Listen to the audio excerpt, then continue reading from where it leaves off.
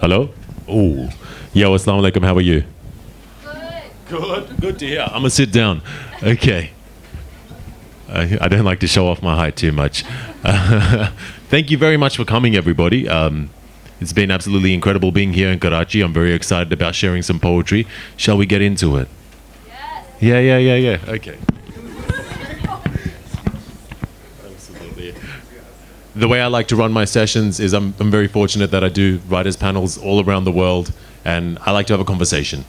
I like to make this open. It's not necessarily about us writers being all fancy, sitting on a stage. Talk to me. Tell me what you feel.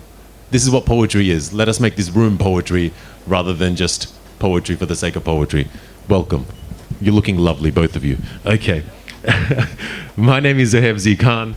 I'm originally from Pakistan, lekin my passport says I'm Australian. So I would like to first introduce Zoha Jabbar. Jabbar. Sorry, मेरी उर्दू थोड़ी सी weak है. So Zoha Jabbar, who is Jabbar. Zoha Jabbar, who is involved in spoken stage, please. Sit where you wish. Next we have Batool Hassan, who is the runner-up of the 2015 Pakistan Poetry Slam Championships. 16. 2017. Achha. Where does the time go, na?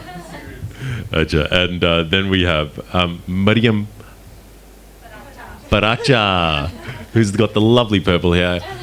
Mariam Paracha, who is the founder of Spoken Stage in Karachi. And then we have the lovely Shameneh, who is brilliant. And lucky last, Hamza Iftikhar, who is the 2017 Pakistan Poetry Slam champion. Okay. How are you? Yeah. Good. Okay. Shameneh, shall we start with you? Would you like to share some poetry? Brilliant. Would you like to hear some poetry from Shameneh, ladies and gentlemen? Yeah. Okay. Sorry? So this poem is called Dusting. Today, I cleaned my parents' room, dusting away perfume bottles and Swiss knives with a damp cloth. I cleaned their room by myself, silently, quietly, hoping no one would walk in on me. All the while thinking of how funny it was that each of them blamed the other for the mess. I looked at emptying perfume bottles and took in their scent. Familiar, like home. Like Ma and Ba going to dinners and parties where kids weren't allowed. I looked at a hat full of my father's belongings, full of receipts and pens and keys, proof of things he'd been busy with. I cleaned their room and looked through my mother's makeup and put on her lipstick a sheen on my lips. I found my father's medicine box. He has 3 boxes full, each box with 7 parts, 5 pills each day of the week. And I thought to myself, when did this happen to his heart? I cleaned after their mess and moved away the dust that had settled over surfaces unseen for years and years, and somewhere between my father's hats and my mother's books were my little sister's headbands, comfortably draped over the frame of the mirror, silent, unnoticed amongst the grown-up things. I cleaned after their mess, hoping they would stop complaining about how dirty the carpet was, when they had left crumbs of thread and strands of hair everywhere. I cleaned up their mess like I always try to do, except this time I was a little less disappointed. Thank you.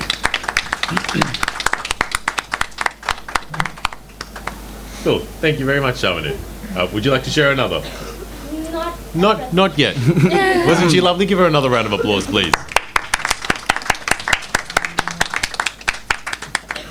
Mariam, would you like to kick it off next? Sure. Thank you. So I'm going to share 2 short poems, and it's interesting. They're both about body parts. I just was doing a theme, so I thought, why not continue with it? So the first one is called It's an ode to my eyebrows, basically. So the idea is that I grew up with a unibrow, and I keep looking at my baby pictures, and I'm, oh my God, Mom, why didn't you get rid of it? And then I realized, you know what? This was a way for me to kind of accept who I am, so I thought of writing a poem about it, to accept who I am and just be proud of the way I look. And so this one's called Dear Eyebrows. You used to be one all on your own, like a thin, wispy, barely visible torso. You're a squirmer, such carefully curated trembling like a belly dancer's arms. Fidgety like a black-naped rabbit on a run, you are full and unruly like South Asian mangroves steaming with coastal heat. You accent all my troubles and my pleasures. You swell up, spilling from the bone like a river after monsoon. You're the surprise and joy my eyes cannot contain. You're wild and anarchic that only a thread is meticulous enough to tame, for 2 weeks to be exact. Your right side always seems to have more opinions than the left. You're so dramatic and so passionate, but I want to thank you for being the roof from which my feelings blare, for having an unstoppable tendency to overshare. So that's the eyebrows. Next is Zaban. This one's a little... This one isn't... it's not an oated, it's just an idea of the way we're made to watch our tongue. And there's this saying that I heard when I was growing up, tumhari zaban bahut lambi ho gayi hai. I'm not sure if you guys have heard that before, but that's what inspired this short piece. So it's called Zaban. Where I come from, we are often taught to revise ourselves. Demure is the cure for a lambi zaban. A long tongue is dangerous, he said. You can trip on it. You are not a dog, so don't look so thirsty. Only dogs are allowed to look thirsty. Tuck it back inside, he said.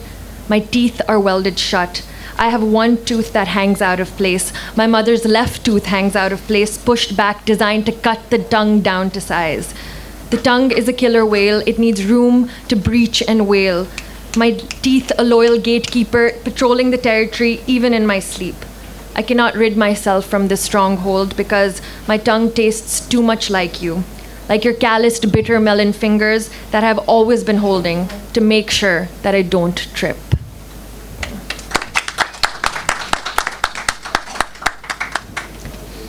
Yeah.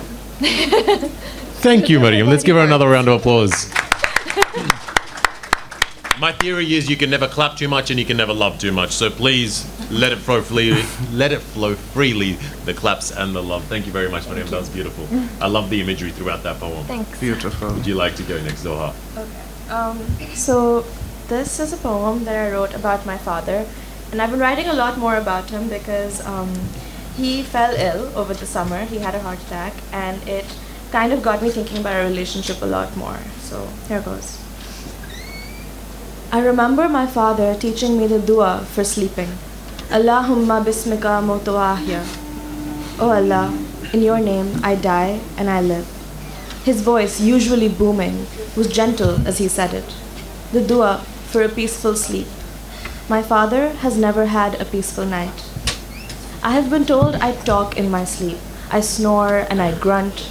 But my father shouts in his sleep. He yells and he threatens. Sometimes he screams out names. Sometimes he yells out curse words. He thrashes around, bang, clatter, thump. His legs are on the bed while his body sleeps on a mattress on the floor. Through the walls of my room, I hear his heavy legs thump against the bed. He is kicking in his sleep again. Allah, he calls out. Next, he calls out his mother's name. Next, he complains about the bills. Bang, clatter, thump. He is thrashing about again. My mother sleeps on the bed, and in the 30 years of their marriage, she has learned to drown him out. She sleeps through his nightly tantrums. She knows she shouldn't wake him. In his sleep, at least he expresses himself. In his sleep, at least he feels something. That was beautiful. Zohab, may we hear another one? Only if you'd like to, obviously. Okay. Thank you. This one is also about my father, and I wrote this just after his attack. Is it an angiograph or an angiogram? I can never remember. All I know is that his heart doesn't work the way it's supposed to. But I could have told you that. I've known for years. Telephone calls, I look at the screen until it stops ringing. They ask me how I am. I'm fine. My mother asks me if I want to talk to him before the surgery. I said no. She didn't ask again. In his hospital bed, he struggles to put on his socks. And I want to ask him if he needs help. I almost do. But someone else steps in, and I sigh with relief. There is a scar running down his chest where they cut him open, held his heart in their hands, and understood it better than I have in 24 years. The stitches are still delicate. Is he the same big, hulking man I was so afraid of? He's thinner now, and he coughs up blood. And for the first time in 60 years, he has to keep his temper in check. He's softer now, and I wonder if I know this man. We don't speak. We let silence ring through the tiny rooms of our tiny home, where dust coats the empty dining table. But sometimes our eyes meet, just before we look away. Do you know you're at risk too? It might be genetic.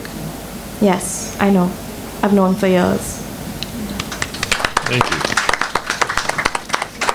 Thank you very much, Zoha. That was absolutely beautiful. That light is on fire. I was just going to point that out. It's like maybe it's supposed to do that. I don't know. It's supposed to do that.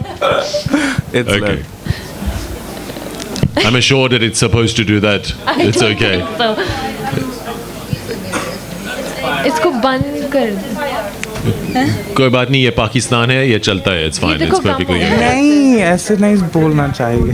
अच्छा मच्छर चल अच्छा the mosquitoes are getting burnt. Acha, okay. Oh, how versatile. So, we're also fighting dengue fever and malaria at the same time. There you go. There you go. Win, win, win. Okay. Thank you very much, Zoha. That was absolutely incredible. It was amazing. Batool. Yeah. Yeah. Who was the runner-up at the Pakistan Championships? Yes. Can we hear a poem from you, please? Yeah, sure. So this is a poem I wrote because I feel like I see a lot of mental health issues around an incredible number of people who I know and I love. And the thing about mental health is that it just doesn't go away with a snap of your fingers. It takes so much time, and there's a feeling of helplessness I feel when I see somebody who I love suffering from something like that. And this poem is just capitalizing on how I want to create something that could just make something like that go away in an instant. It's called Malpractice. If I was a doctor, or your doctor to be more precise, I'd experiment a lot on you.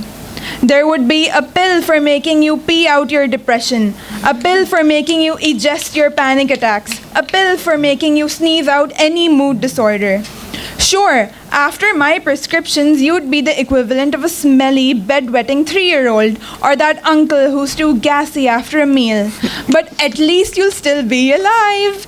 If I was your doctor, I'd take an MRI to detect all the dark energy that resides in your cerebellum and smoke it out to the sky. It'll rain, and all the flowers will start growing again. That includes you. If I was your doctor, I'd cut you open, suck out all the malaise inside you with my mouth, and spit it in every shampoo bottle of the world as serum for taming unruly hair. At least there'll be none inside you. I know I'd probably be sued for malpractice, but hey, I'd stop at nothing to make you feel better. You will thank me later. I will exorcise your demons out of you. Your insides are going to feel like chicken soup, and your body will feel like cotton candy, and there will be a smile on your face, and you'll get a good night's sleep. I know it's been a while since you've seen the sun. Wow. Thank you, Batool. Thank you. That was beautiful. Would you like to do another? No, I'm good. She's good. All right. Lucky last. Hamza. Okay. I am a 21-year-old bald person.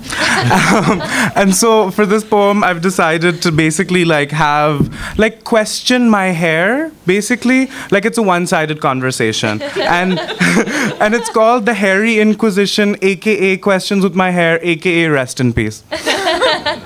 And if you guys like connect or like feel anything, like it's a part of like a poetry slam to just snap along or like, you know, like get the energy in the entire space flowing because it's really stagnant right now.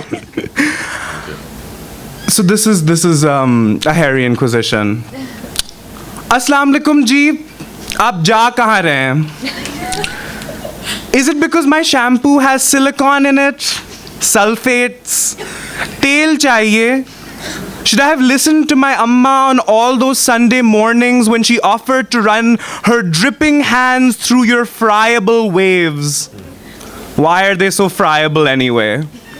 Why have your once crashing waves slowly turned into desperate splashes until soon only delicate ripples guided anxiously by comb will traverse the Chikna wasteland? Is this how the ocean felt when its land was reclaimed? Why is it even called reclamation, as though we're taking back what's rightfully ours? Does anyone really look at it that way? Why are people so entitled? Why do people only know how to take? Do you even feel? Does it really matter? Yaar, do you even know how old I am? आप 10 साल और के लिए तशरीफ रखे ना? Is that so much to ask? Is it because Baba was a Tindu at this age too? Do you resent me for not heeding to his consistent warnings? Is it because all my mamus are Tindus and have been for as long as you can remember? Do you resent the genes you're made up of as though you were scammed? Like you were just set up to fail because of whose you are? Like the harvest from an exhausted, heaving field that just doesn't have much to offer to begin with? Do you think I'm expecting too much from you? Do the expectations sit like lead burdens on your chest too? Do you feel like you can't breathe sometimes? Can you even imagine anything being different? Or do you see your early departure as inevitable under all circumstances? Because nature and predestination and lack of faith in hair pills and supplemental zinc. Do you even feel, does it really matter? Yaar, do you think this is fair? Did you not feel awkward when that Kareem driver asked me whether I was a student or teacher when picking me up from university? Did it make you feel anxious when he looked at you and asked me, "Sab theek hai na?" and chuckled to break the thick silence I created after telling him my age? Does it make you uncomfortable because that same interaction seems to happen every time you decide to close up a follicle? Sab theek nahi hai kya? Is that why you envy the butter puff crumbs settled on the peripheries of my mattress? Is that why you detach and punctuate my slumber surface like wiry thoughts that punctuate my mind? Do you even feel, or is that just me? Is all this just me projecting problems onto a part of myself that I've detached myself from so much that I see it as a separate entity? Does keratin even have the capacity to empathize? Do you feel upset when I hide you underneath a cap like a Nihari stain on a white kurta covered by compulsory crossed arms? Like a skeleton in my closet I refuse to acknowledge or condition. Like a Pakistani child on a gap year. Like a waste of scalp space, do you miss the wind running through your form? Do you resent me from keeping that from you? I was trying to avoid bald spot exposure. I'm sorry. I'm sorry. I'm sorry for the hiding, the loathing, the cap suffocation, the Nihari stain treatment, the lack of tail, the emotional burden, my emotional burden. I'm sorry for the razor. I'm sorry for the Chikna dome. I'm sorry they made me hate you. Maybe we'll hang out again sometime, post-potential Nawaz Sharif-esque graft. Dekhenge yaar, Khudafiz. Thank you.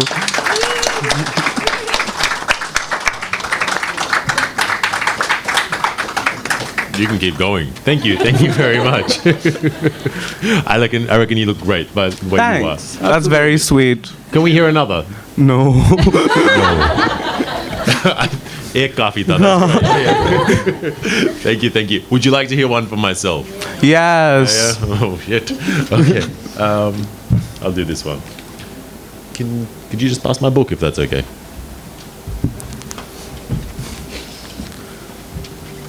Thank you. Shukriya. Let's give him a round of applause too. Look at him. I wasn't going to do this one. Oh shit, I remember why. So I apologize for my profanity. I remember why wasn't going to do this one. Because I use a lot of Urdu and Punjabi in my poems. And being the Australian-born, fourth generation Pakistani that I am, my Urdu is terrible. My Punjabi is terrible. Lekin when I'm in overseas countries, they have no idea. They're like, "Wah, wah, wah, kya baat hai?" You know, they're very impressed with my foreign language. However, I still a little bit of Iqbal. I'm told I say it wrong, but I'll do it right at the start. And the only reason I'm doing this is because of Zoha's poem in response to you. My God, this is embarrassing. Chalo. खुदी को कर बुलंद इतना कि हर तकदीर से पहले खुदा बंदे से ये खुद पूछे बता तेरी रज़ा क्या है.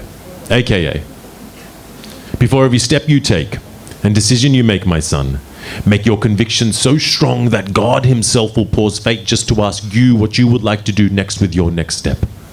This is a lesson I learned from my father, who learned it from his father, who learnt it from his father, my great-grandfather, a man who in 1901 left his home in a land now known as Pakistan to land on Australian shores, for he was young, passionate, and ready to explore, and I can't begin to believe what it would have felt like for a man of only 19 to leave his home, newlywed wife and child on the way, and stand at Bombay port in front of a ship bigger than anything his eyes would have ever seen. See, I like to believe I'd be a lot like he. For he was born to explore. Born to a long lineage of warriors of war, and I know there's a lot of warrior in me, for 4 generations of my family have called that land home, and despite my skin tone and sexy subcontinental big nose, this is my home. This is my land, and I say it courtesy of a great man, my great-grandfather, the warrior. A man who in 1901 waged war with the world and boarded a boat to a new life. 112 years later, I sit hospital bedside watching my father wither. Cancer's taken his lungs and his heart don't beat blood so good no more. He believes he's weak, but he's not weak. He is a warrior. My father is a warrior. He is the grandson of a warrior, and I know my grandson will tell tall tales of his great-grandfather, a man who forged frontiers and raised a son who wasn't afraid to stand on stages and share his soul. My father is a warrior. Thank you, my warriors. Cool. Thank you. Thank you. May I do another? Yes. Are you sure? Yes. Ah, you guys, stop it. All right. Sorry. Okay. This is my pop poem. This is my poem. Wherever I seem to go, everyone seems to enjoy it a little bit. Yeah. Hopefully I don't get chased out of the country as a result of it. Let's do it. It happened once. Chalo. See if you can pick the line where it happened. Cool. Imagine. Imagine a world where people are treated as equals. Imagine a world where people are not categorized by skin tone, religion, gender, or size. Imagine a world viewed through the innocence of a child's eyes. Imagine no sorrow when a soul dies, for a soul flies. After closed eyes, we try to live our lives in New York minutes. We be pushing our lives to new world limits and new world orders, while the old world still busy burying daughters. But they prefer sons. Only for those sons to pick up guns. Only for those sons to pick up guns and kill sons of righteous ones, and those righteous ones kill their sons. Those sons killed their sons, so their sons killed those sons, and sons kill sons, and sons kill sons, and sons kill sons, and Sun Tzu was wrong. For there is no art in war, for art is love, and there's no love in war. Imagine we loved more. and loved for the sake of love, for the love of love is the best love above all. Imagine a world of no wars and hearts with no doors exposed raw. Imagine the life of another being the life of a brother. Imagine every embrace filled with the love of a mother's. Imagine a world of no strangers and only kindred neighbors. It's about time hatred gets outdated and our differences are celebrated. For our forefathers waited, but we, the people, shall wait no more. Today we take our stand. Imagine no French burqa bans and bikinis in Afghanistan. Imagine Hong Kong Hanukkah and white Christmas Mecca. Imagine no offshore refugee process prisoners and a history of indigenous prime ministers. Imagine Palestinians marry Israelis and make beautiful beige babies. Imagine. Imagine a world where people are treated as equals. Imagine a world where people are not categorized by skin tone, religion, gender, or size. Imagine. Shukriya.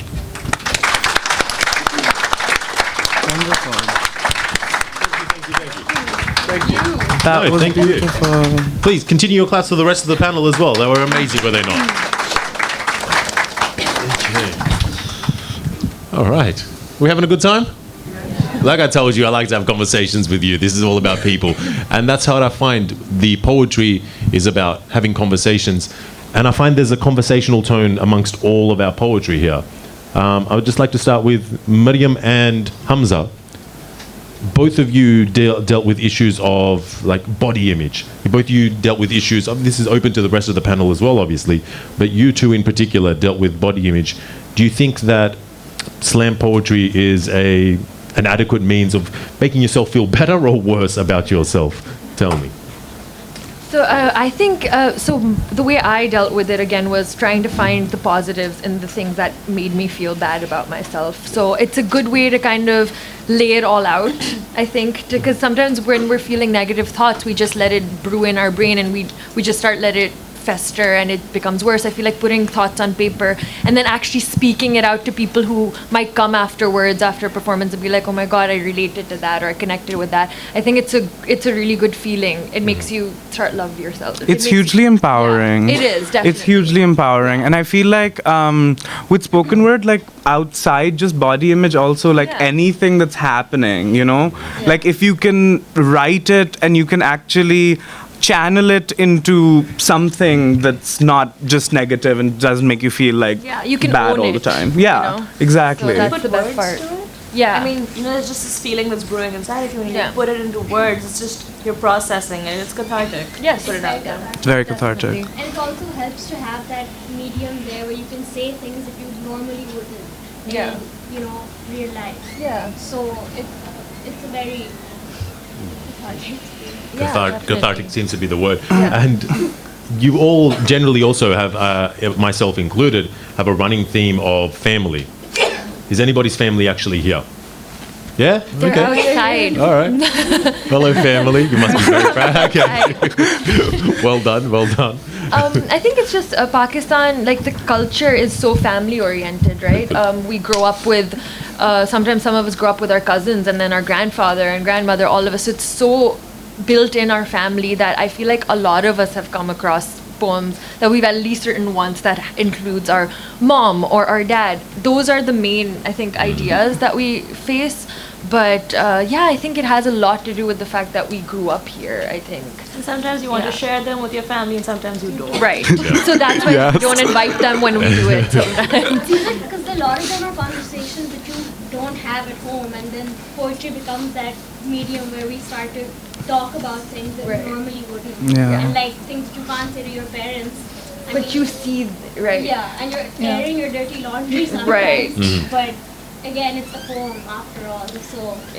Yeah, and the thing is that the ideas that we express in our poetry, everybody has them on their heads too. Yeah. Everybody has something that's bugging them that they're keeping inside of themselves. But with slam poetry, there's just a medium you can use to tell everyone about what you're feeling, and they'll be like, "Oh, it's okay. I'm not crazy." Yes. There's anonymity that comes with it as well. Yeah. Because you can always just, it's you, but it's also not you. And it doesn't have to be your voice, Yeah. but it ends up being a voice for a lot of people at the same time. And it's pretty liberating to like tell your story in a room full of strangers. You know, Yeah. like, here, I'm putting my It's heart out huge, there. yeah. There you go. You know me now. And that's what really like takes it away from like the page also, because I feel like that just that process of like speaking your own words is like so vulnerable and intimate with the audience that it doesn't even really stay like an audience and performer interaction anyway. Incredible. And I can see that, I'm sure we can sense that how hungry they are to express their opinions and how hungry we slam poets are to express our opinions. It's good. It's a beautiful, beautiful thing. Now, do you think that Pakistanis have a unique voice to share with the rest of the world? And what is that voice?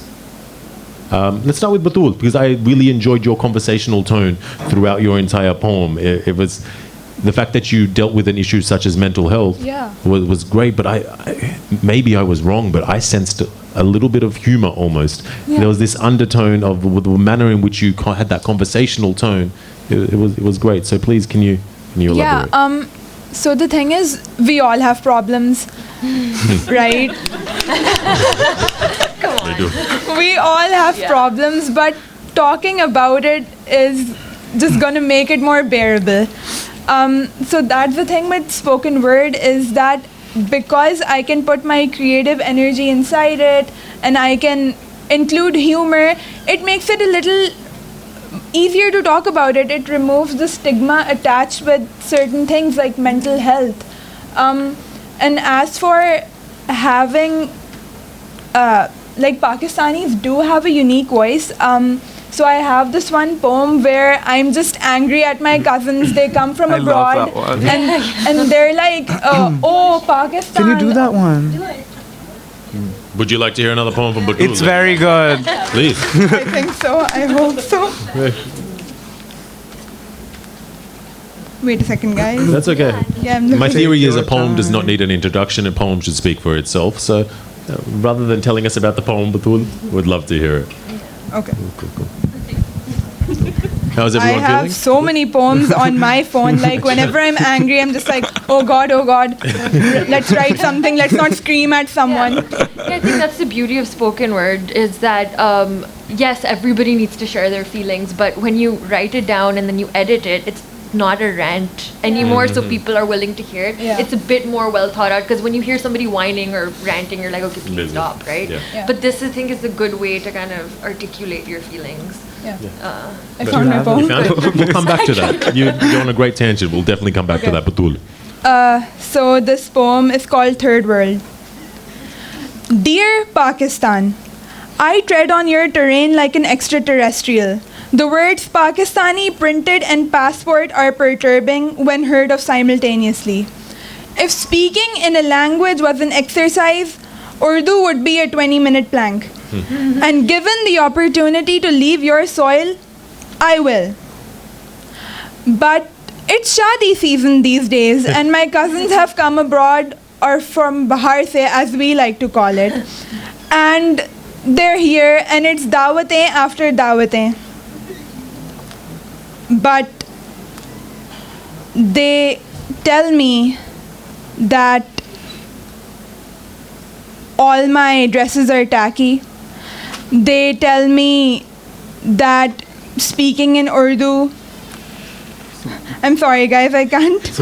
I don't have the proper poem with me right now. Oh no. Yeah. Yeah, and they call your preferences desi as if that were tacky. That moment will yank the nationalism out of you. Why, yes, I mean war. Bring in the chutney and garam masala. There will be fire. I want to do nothing more than wrap you up in a pan ka patta and feed you to the tandoor. Dear Baharwala, this isn't the third world. This is the first country you will run back to after Trump ditches you. Regardless of how melodious your accent is, your whitewash cannot take away the brown on your skin. Better learn to love being sun-kissed. And don't pretend like you don't need us or this land. That you only come here to come here for your plans or to meet the family. When you'll get married, this is the land that will supply you your desi sexes, more curvaceous than the gold rotis you try to cook to sustain yourself when it's snowing outside, hotter than the chai your tongue can't handle. This is the country where no matter what happens, the sun always shines. This is the land that will never let you go cold or hungry or lonely. This isn't the third world.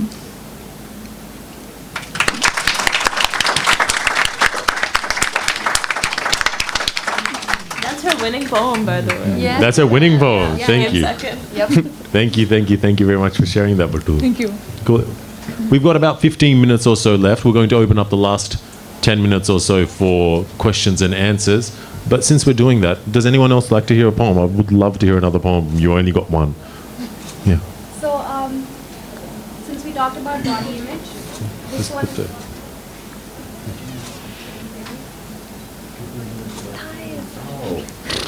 We got plenty of time. It's all right. Okay.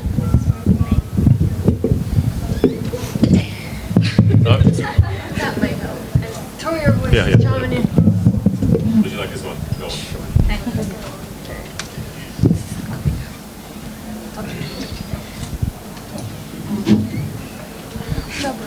So this one is called chub rub. I hate the chub rub I get when I walk too much. I have walked too much.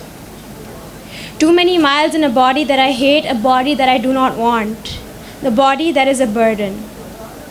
I am tired of walking because every step I take is one step forward, two steps back. I am tired of arms so big they jiggle when I am happy and remind me I am not supposed to be happy just yet. Arms that hold people I love, arms that are strong enough, but arms that are not sexy. I am sick to the stomach because of my belly. I feel like never eating again, but I do. I eat everything in sight because I love myself, I say. But secretly, I think it's to punish myself for letting myself get this way. I am exhausted, sketching out the geography of my body, its cartography I cannot handle. The lines are not straight enough, the surface not flat enough. There are bends in the road that lead nowhere, and I am yet to find a home.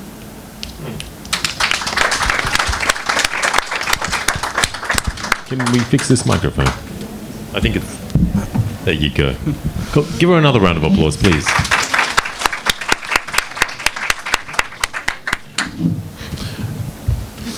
Once again, we see the concept of body image coming up, that self-love, that, you know, getting those ideas out there. Do you think that everyone should be a slam poet, young, old? Because as we look at the panel right here, we've got two bookends at the end. However, in the middle, we've got incredibly young, strong women, you know. And Pakistan, do you think that Pakistani women get enough of a voice? And do you think that there should be more within slam poetry? Mariam? Yeah, definitely. That's actually part of the reason why I started Spoken Stage, was because I don't think we have a platform to share our work at all. And that is the reason I wanted us to come together. And I feel like for us to be able to share our work, we should have a community, because that's the best way that we'll learn, share, and become better. And I feel like Pakistani women specifically, like I mentioned in my poem, that, you know, we are not used to speaking out. And I think Zoha has a poem as well, which is called Takalluf. Yeah, so she talks a lot about that idea as well, how we're made to shut up. And I think it's a great way to let women just be honest and open about everything. So yeah, I think Pakistani women need it specifically. Do you think slam poetry attracts a particular class of women in Pakistan? Well, language, obviously, in Pakistan, since Urdu's the main language, I feel like because we've been exploring it mostly in English, it does attract the higher class, the upper class. but we have that. My aim was always like we always try to go to other schools and encourage spoken word. So we recently was in the Zindagi Trust called us as well, and we did a workshop with them. It was again body image and a bit of so we tried to reach out to other women, but then we realized that again we realized spoken word is mostly just about sharing your voice. So rather than imposing specific slam rules, we've opened it up more to spoken word and sharing stories. So storytelling. So we have, again, like Pakistan Poetry Slam also has Urdu and Punjabi poets who come as well. It's similar with the slam that we had recently. We had Urdu poets who came as well. So it's opening out more, again, because slam is a very Western concept. I think it has started off with the upper class, but we're really trying to penetrate through other classes. A very rich oral tradition. Yes. So I'm trying to mix it up. Mushaira, Yeah, exactly. So, yeah. Yeah, incredible. Thank you. Batool, Yeah. you sparse Urdu throughout your poetry. Yeah. Do you think that your poems are accessible to an outside audience, outside of Pakistan? No, because when I'm mostly performing here, I want to say something that most people can relate to and most people can enjoy. Because I feel like it's about the people more. For me in poetry, I want everyone's voice to be heard, and I feel like there are a lot of similar things that we all worry about that I could say in a poem, which is why I like using Urdu and adding that touch to it. Great answer. Thank you. Hamza, how are you? I'm okay. I'm great. Have you fallen asleep on us? No, I'm No. fine. Just thinking. So the juxtaposition of what Mariam was saying in regards to giving young women a voice. We have this idea within Pakistan and all over the world of what a man is supposed to be. And do you think that slam poetry gives a voice to an alternate vision of what a man is? And do you see that within Pakistan and abroad? I think what spoken word poetry does is that it makes you very vulnerable. And I don't think like that vulnerability can be categorized like any gender, really. But at the same time, structures of masculinity in Pakistan are very, very rigid. And so there's like very little room to deviate from that stuff. Like, so the norms are absolute. And if anyone can bring vulnerability, humor, intimacy, anything within that, and to show that, hey, that's a dude, he's doing it, that's fantastic. Because, like, sexism and patriarchy affects everyone. Like, everyone is pigeonholed, and you just need to realize that it's really not worth it. It's really not worth, just like being consumable at like any level. When you are sort of compromising on your own authenticity.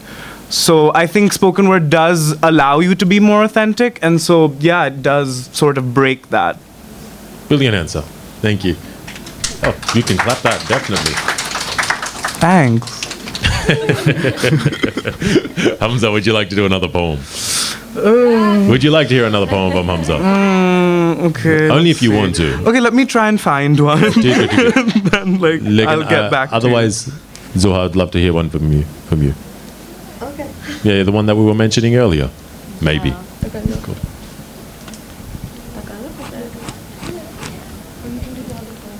Something I didn't happen to mention at the start, and Hamza touched on it. If there's something that you really enjoy in the middle of a poem, rather than clapping, rather than throwing things at the stage, what you can do is just a little click.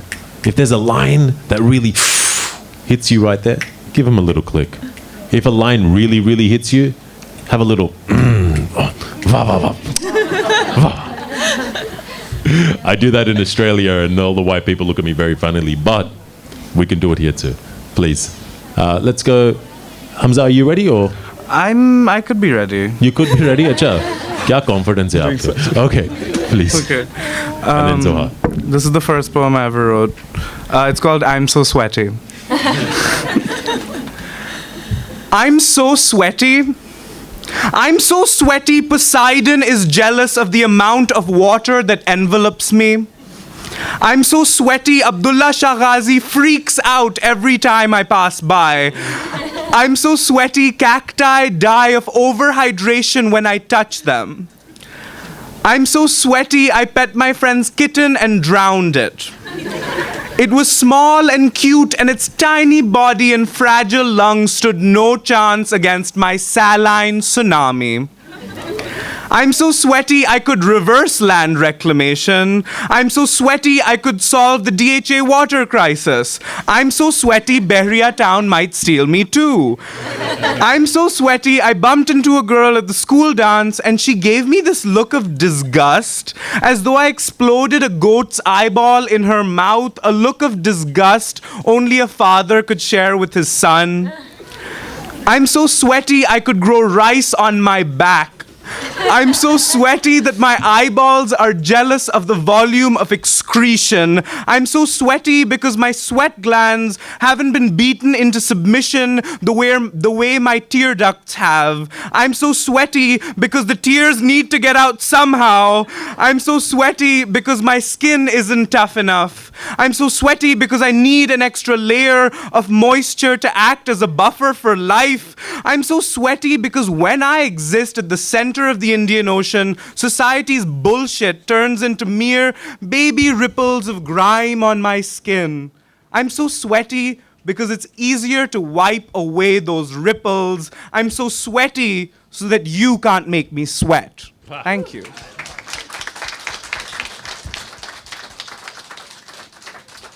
Shukriya, va. Okay.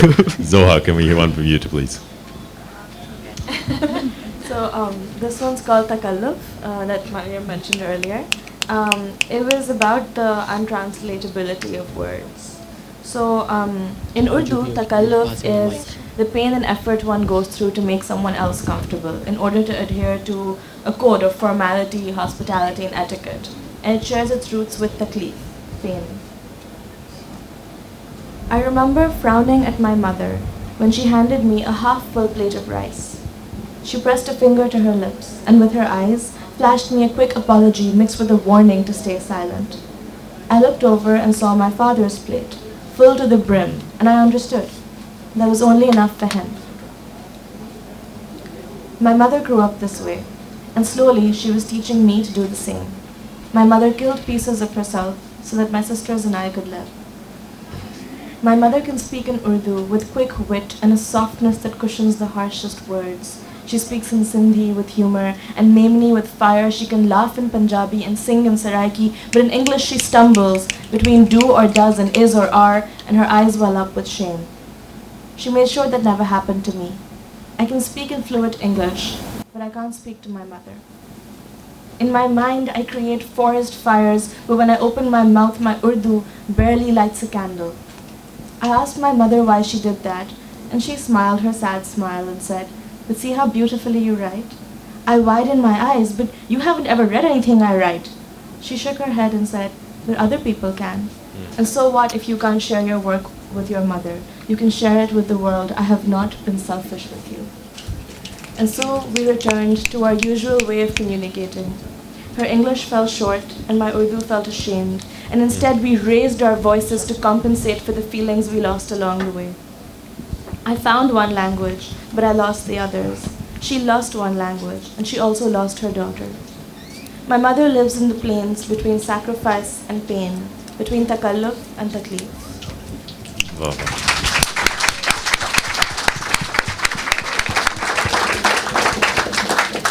That one gets me every time. Thank you. That one gets me every time.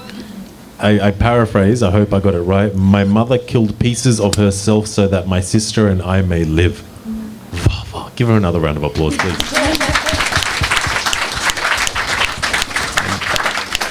I think the only person we haven't heard from a second time is you, Mariam. Would you like to do another poem? Sure. Would you like to hear a poem from Mariam? Yeah. Yes. Haven't they all been great? Give them another round of applause, please. This one's again a short one, and for doing family, I thought. Chalo, please. So it is called While He's Gone. You had become an expert at helping people go. You knew exactly what they needed if they were going to palm tree skies or to bread that always looked minty fresh. You had become an expert at filling bellies. You knew exactly how to gauge the potential of the suitcase according to all scheduled meetings and recreational activities. You had become an expert at letting things through. You knew exactly how to pull the thread through all his loose buttons while you waited for him to come back. You sewed back his negligence with fingers suppressed with haldi that pushed deep into your nails like a home remedy for faster fingers. You watched reruns of Who's the Boss switching between reverse gender roles and Madhuri Dixit. When you ran out of buttons to sew, you opened up the window so the dust can bake you a cake on the shelves, so you could eat it all on your own with one clean sweep. It is your birthday. Every day the clock is like a seesaw you sit on all alone. While he is on a swing set with his feet pushing the ground, he knows how to move on his own. We keep shedding like the moon, glowing like torches inside us. Take your turmeric magic and build a fire with the friction of your spine and your mind. Sprinkle it on crackling heat, because we all need fire to keep us warm. Wow. That was cool. Okay, we're nearing to the end of our panel. We're going to open up to questions very, very shortly. But I think it's only fair. Would you like to hear a poem from myself? Yes. Okay. All right. समझ तो आ रही है ना when I do my poem I'm not speaking too fast with my Australian accent? No? ठीक है. Okay. All right, let's do this one.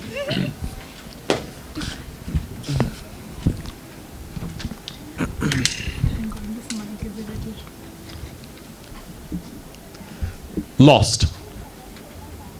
We're lost on consumer crisscross grid streets, listening to hip-hop bass beats mixed with guitar riffs from guitarists of gone by years. Our ears hear the dum-diddy-dummer drums as we succumb to the rhythm and rhyme of gone by times. Line after line, false soul scoops are sold to young souls who grow old too fast and are taught to mask true selves.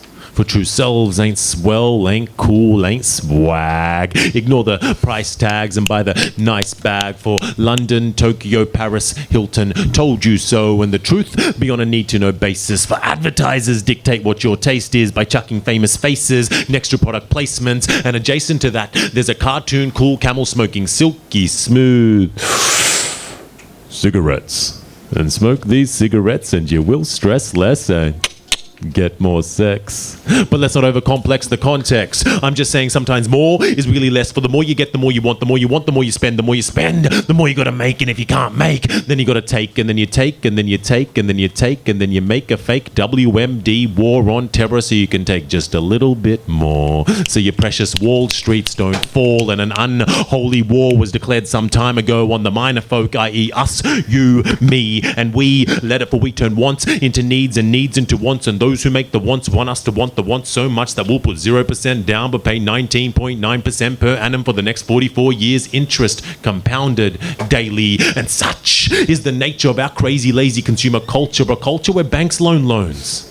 Only for banks to take homes when rates rise, but to avoid rate rise, you need to fix rates, but fixed rates be fixed in a match fixed kind of way to make more money for the money making Mr. More Money's more money, more problems, and money's why Middle Eastern fists rise, and money's why Wall Street got occupied, and money's why Iraq got occupied, and money's why Afghanistan, Vietnam, Kuwait, Korea, Libya, Bolivia, Chile, Colombia, Peru, Cuba, and the Palestinian territories got occupied for these lies. These lies started some time ago.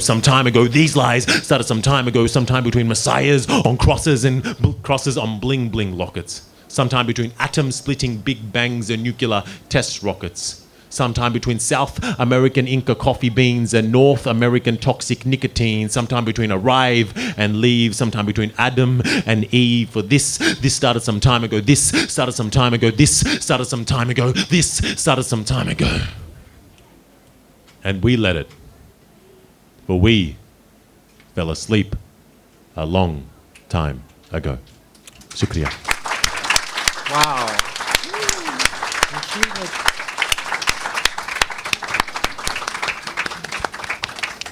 Thank you very much.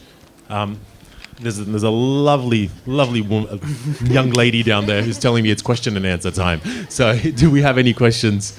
And we'll provide the answers. I will go with the lady in the blue shawl and then the gentleman behind. Okay. First of all, I want to say that this was a most enjoyable session. There's a sense in which all poetry is meant to be heard. All poetry. So, how would you define slam poetry? In what way is slam poetry different or unique? Is that directed to me? Anyone. Or to everyone? Anyone. Mariam, take it. Cool. Well, I'll give it a very, very quick answer. There's no real difference. I think slam poetry is the competitive aspect of spoken word poetry, and spoken word poetry just happens to be poetry that is performed.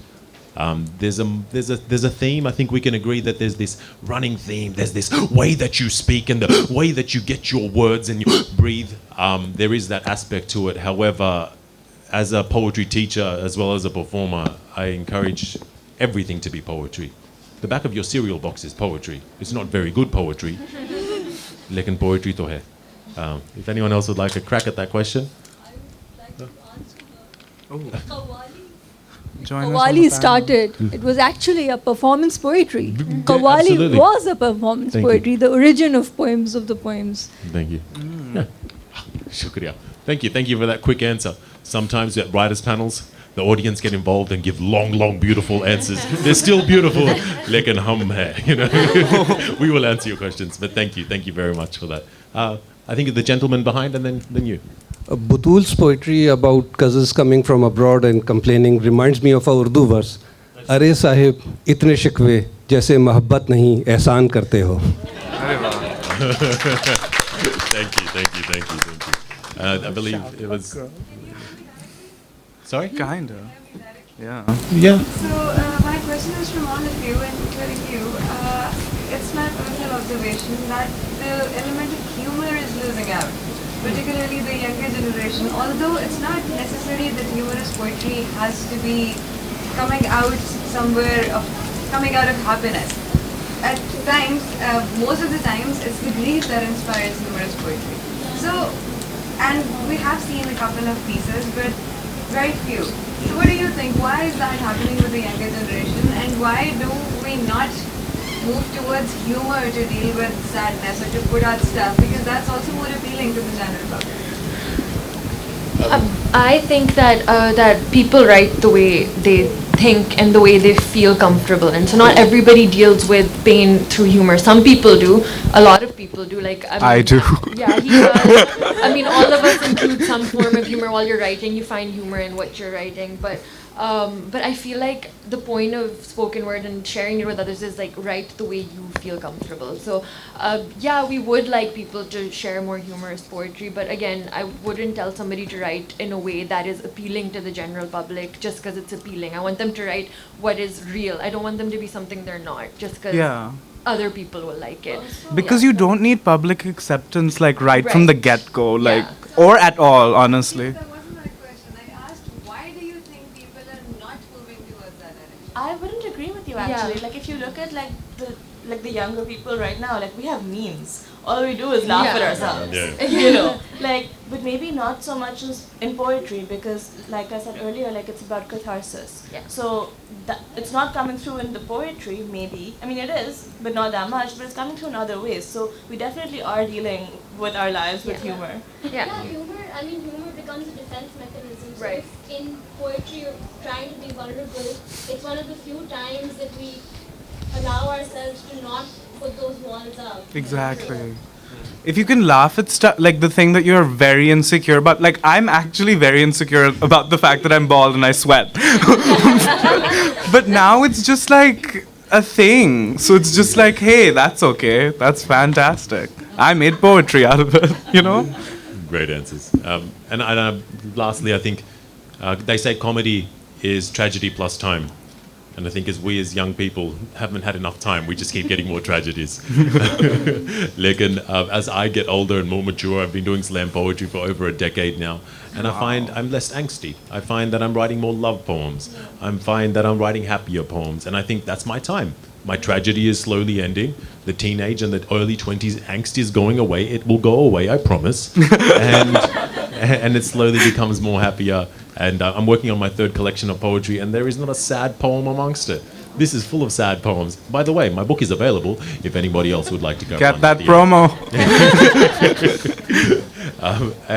Next question, if we have time. Anybody else have any questions? Yes, please. Hi guys, my question is directed at all of you.